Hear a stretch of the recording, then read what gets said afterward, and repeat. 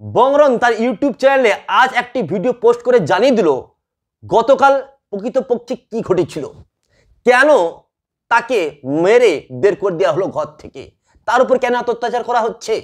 এই বংরন ভিডিও করতে করতে কেঁদে ফেলেছে। কাঁদাটাই স্বাভাবিক। যে ঘরটা সে নিজে বানিয়েছে এত পরিশ্রম করে, সেই ঘরে সে আর যেতে পারছে না। সে একা থাকছে, একা খাচ্ছে, একা রান্না করছে, কিন্তু সে নিজের বাড়িতে যেতে পারছে না।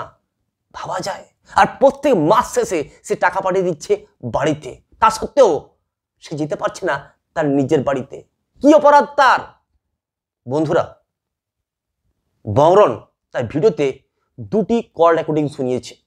প্রথম কল রেকর্ডিংয়ে বংরন এবং তার বাবার মধ্যে কথা হচ্ছে। সেখানে তার মা সরাসরি বলছে যে তুই আক্রমণ করেছিস তোর দিদির উপর, বটি নিয়ে আক্রমণ করেছিস তুই। এবং বংরন বারবার বলছে আমি কি করেছি, আমি তো করিনি মা। না, মা শুনছেন না।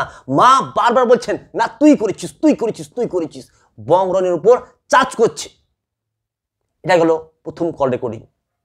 পরের কল রেকর্ডিংয়ে শুনতে পাওয়া যাচ্ছে যে না, বংরন নাকি সত্যি বটি নিয়ে আক্রমণ করেনি। তো দু ধরনের কল রেকর্ডিং। এবার কোনটা সত্যি আর কোনটা মিথ্যা সেটা আপনারাই বিচার করুন। কে সত্যি বলছে, দীপিকার বাবা মা নাকি এই বংরন কাঁদতে দেখাচ্ছে আচ্ছা দেখুন তো আমার গালে যে কাটা দাগ সেটা কি এমনি চলে এসেছে। আচ্ছা দেখুন তো আমার যে গলায় কাটা দাগ সেটা কি এমনি চলে এসেছে। আচ্ছা দেখুন তো আমার যে কানে কাটা দাগটা রয়েছে সেটা কি এমনি চলে এসেছে। সেটা তো এমনি চলে আসেনি। বংরন সকলের সামনে কেঁদে ফেলছে, কাঁদতে বলছে আমি ভয়ঙ্কর বিপদের মধ্যে রয়েছি। আমার বিরুদ্ধে কেস করে দিয়েছে, আমার বিরুদ্ধে মামলা করে দিয়েছে। আমি কি আর ঠিকভাবে থাকতে পারবো? আমি কি বাঁচতে পারবো? এবং সে এটাও বলছে আমার জামাইবাবু ঘুষ দিয়ে চাকরি পেয়েছেন, এবং যিনি ঘুষ দিয়ে চাকরি পেয়েছেন তার যে যোগাযোগ সোর্সটা কত বেশি স্ট্রং আপনারা বুঝতে পারছেন। তো আমার জামাইবাবুর ইশারায় সবকিছু হচ্ছে, এবং আমার জামাইবাবু আমার সাথে কি করতে পারে সেটা একবার ভেবে দেখো। কে বলছে? বংরন বলছে, সকলের সামনে সে বলছে।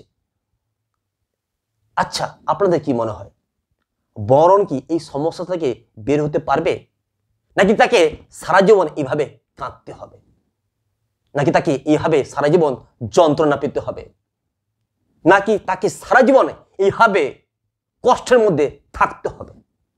আপনারাই কমেন্ট বক্সে লিখে জানাবেন।